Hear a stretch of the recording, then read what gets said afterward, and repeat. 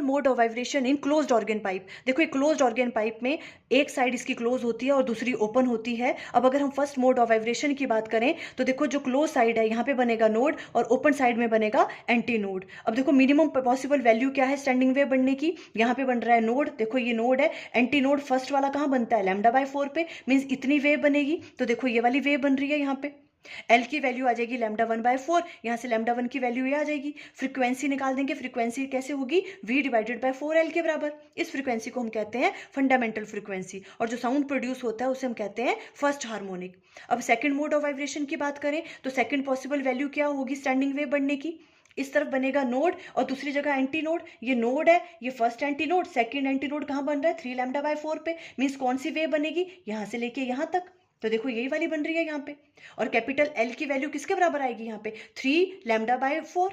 तो देखो ये वाली चीज, λ2 की वैल्यू ये वाली आ जाएगी, यहाँ से f2 की वैल्यू आ जाएगी 3V/4L। जो f2 है वो कितना होगा, 3 टाइम्स ऑफ f1, इसलिए इसको हम क्या कहते हैं, थर्ड हार्मोनिक और फर्स्ट ओवरटोन। वैसे ही थर्ड मोड ऑफ वाइब्रेशन देखो कहाँ से कहाँ तक बनेगी, ये नोड है और थर्ड वाला जो एंटी नोड है वो 5λ/4 पे बन रहा है, मीन्स यहाँ से लेके यहाँ तक वेव बनेगी। तो देखो वही बन रही है यहाँ से लेके यहाँ तक।